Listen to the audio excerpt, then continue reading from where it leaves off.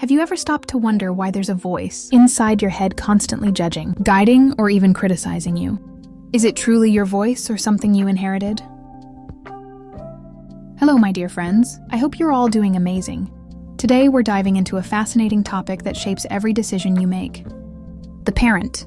Adult and child states of mind from Eric Berne's transactional analysis theory.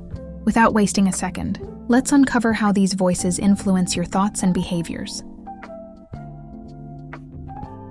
Back in the 1950s, Dr. Berne introduced this groundbreaking idea that our minds consist of three executive parts.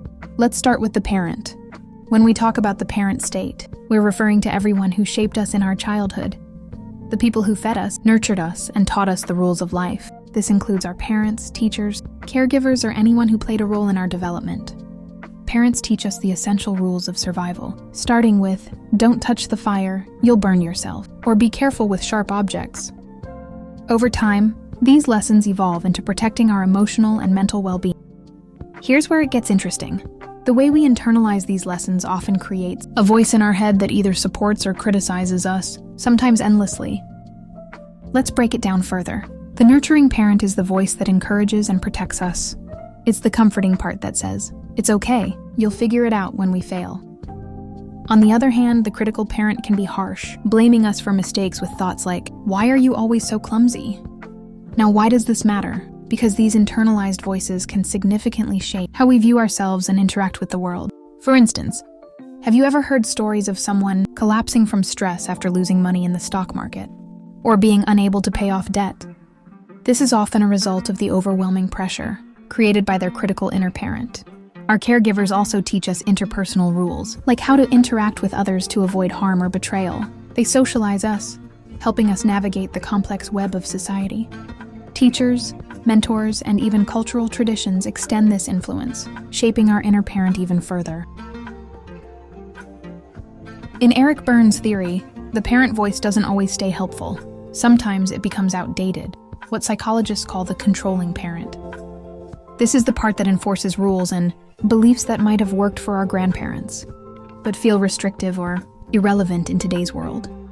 For example, you might hear this voice saying, why are you doing things differently? We never did it like this. It resists change and clings to the past. At its extreme, it can even become a punitive parent, the part that criticizes and punishes us harshly for failing to meet certain expectations. Have you ever noticed that after making a mistake, a harsh inner voice says, you're such a failure, or how could you mess this up again? That's the punitive parent at work. Psychologists sometimes call it the inner critic, while artists and creators refer to it as the inner judge. But not all is lost. Alongside the critical parent, we also have the nurturing voice, which offers us reassurance and hope. This voice says, don't worry, you'll get through this, helping us stand back up after failure. To live a balanced life, we need to embrace the supportive aspects of the parent, while questioning outdated or overly harsh rules. If we silence the critical parent entirely, we risk losing the valuable lessons and protective instincts it offers. But if we let it dominate, it can lead to self-destruction, stress, and even physical harm. So ask yourself, what does your inner parent sound like? Is it nurturing and kind or critical and restrictive?